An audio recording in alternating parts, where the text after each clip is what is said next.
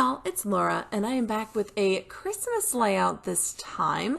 I've tried to avoid doing a lot of big Christmas layouts this month because we are doing December daily every single Friday at 8 p.m. Central Standard Time if you'd like to join us for scrapping live in my 6x8 album.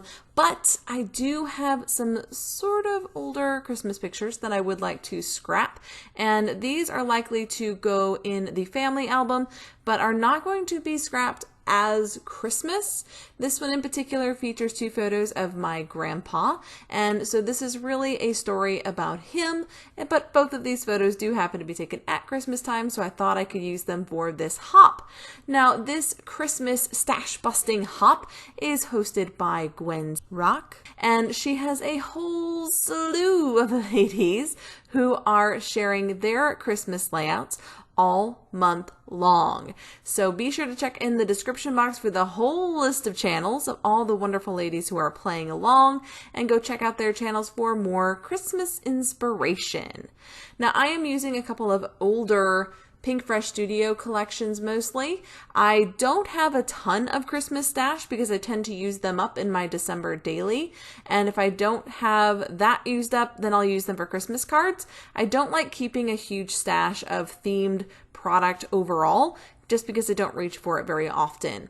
And so I had a few papers from a grab box for a while back that had a little bit of Christmas mixed in, and it was some older Pink Fresh Studio. I think it's holiday vibes, something like that, I believe. And I had 3 pieces of paper from this collection and no embellishments.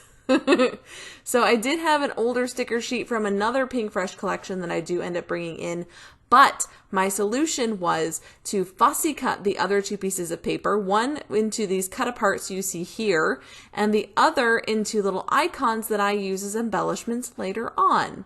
So be sure to use what you have in whatever creative way you can, and I'm just going to use these as layering pieces. I knew I wanted some journaling on this layout. I definitely wanted to talk about how special my grandpa is, how I love the little bond he has with my twins, and how patient he is with the fact that they don't really talk very much. They do have autism and are mostly nonverbal, and he is so sweet and so gentle with them and just incredibly patient and understanding that they don't always have something to say. And to be honest, my grandpa is brilliant at filling in those gaps with lots of stories and lots of opportunities to just hang out with the girls. As you can see, he's sitting next to Olivia in this photo.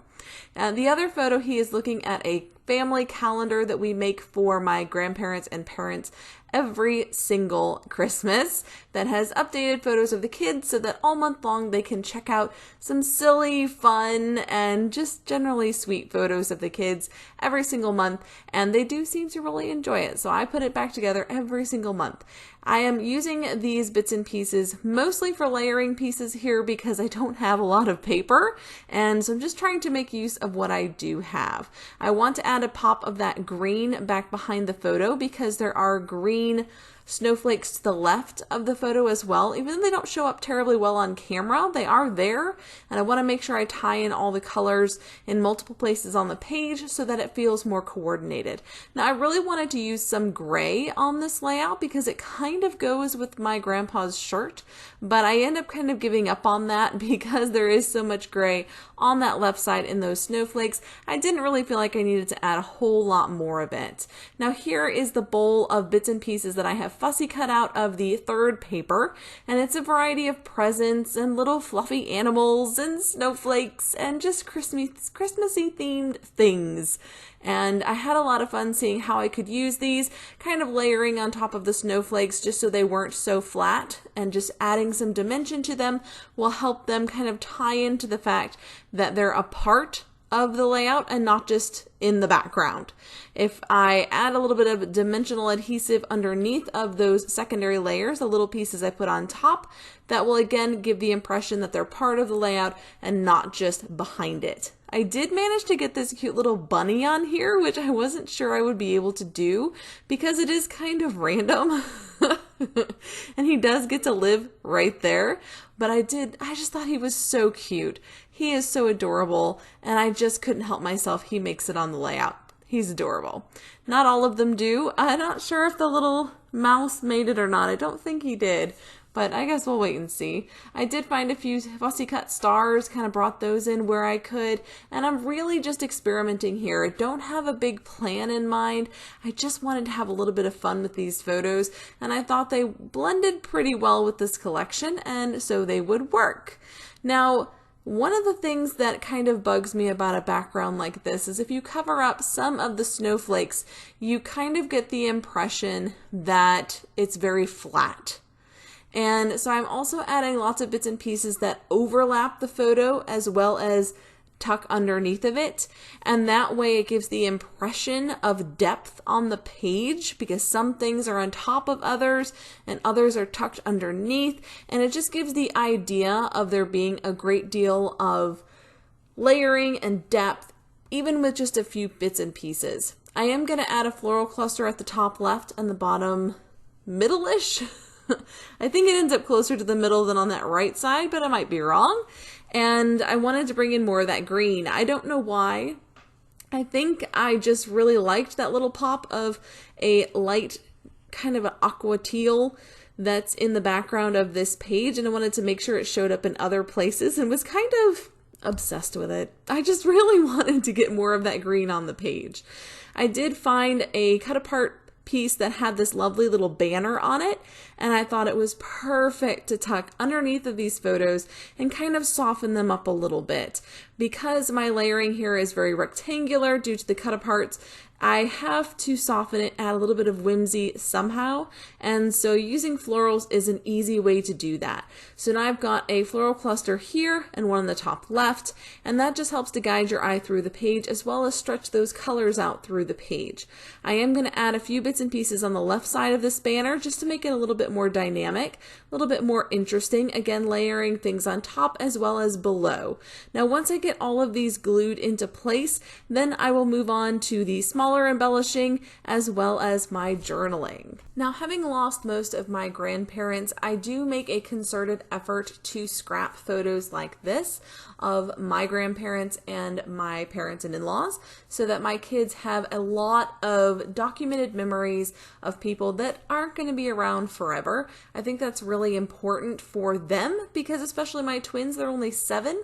I don't know how much they're going to remember of my dad who passed away in 2015, of my grandmother who passed away 2 years ago, of another grandmother who passed away, oh goodness, 10 years ago. I mean, they're not going to remember a lot of those people, and by documenting these little moments that they did have with them, I think it helps to kind of jog that memory a little bit, or maybe create some new memories just through the photos. They at least recognize that these people were and can still be in some ways a part of our life. And I think that's really important. I think it's good to have those roots if you can and kind of understand your family's dynamic.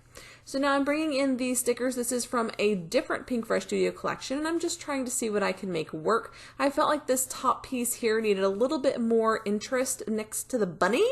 I really like that bunny.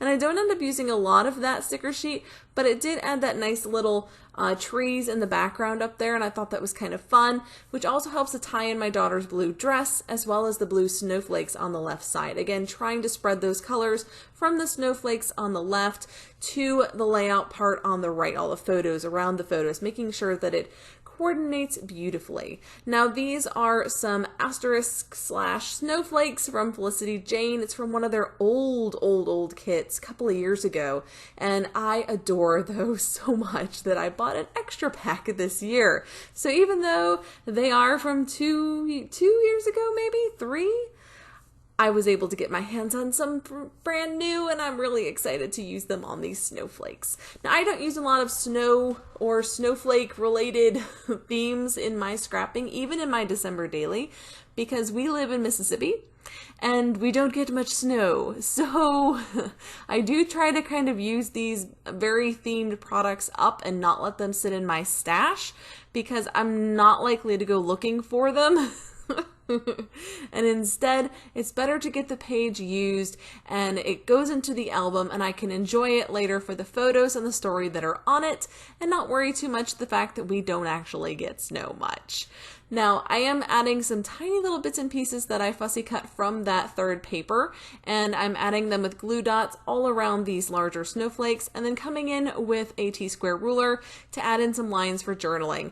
I don't know about y'all, but I need lines for journaling, otherwise my handwriting goes off on a little tangent up into the sky. Those lines of script are never straight if I don't have some lines to write on. So let me know what you think about that in the comments below. Do you have to write lines in order to keep your journaling straight, or can you just write straight and not worry about it? I'm really curious if that's a thing. Also, if you're right or left-handed, does that change things? Because I noticed that my left-handed daughter does not do that nearly as much as I do as a righty. Curious, very curious. So now that my journaling's in place, I think that helps tie in that bottom section there and fills it up a little bit. And I really like the way the journaling adds to the layout here instead of subtracting from it. I think it kind of grounds the photo and gives it a place to rest and not just floating in space on the page. And with a few more bits and pieces, this one will be complete. I do end up adding a Scrap and Happy Studio epoxy flare snowflake there because I thought, we've got snowflakes all over this layout, let's just go for it. And because this layout has a lot of silver and gray to it, I decided to do some Nuvo drops in gray as well. I think this one is called Silver Lining actually, but I don't have any silver splatter. So I'm using my Prima, I think they're Art Philosophy metallic watercolors to splatter, and when this dries, it is a beautiful, beautiful shade of metallic silver. Absolutely stunning. Super easy way to get that metallic look without using ink sprays. So if you're more comfortable with these watercolors that are a lot easier to use and get, they also keep for a very long time. Give them a try, have a little fun, and make a mess. Until next time, bye y'all.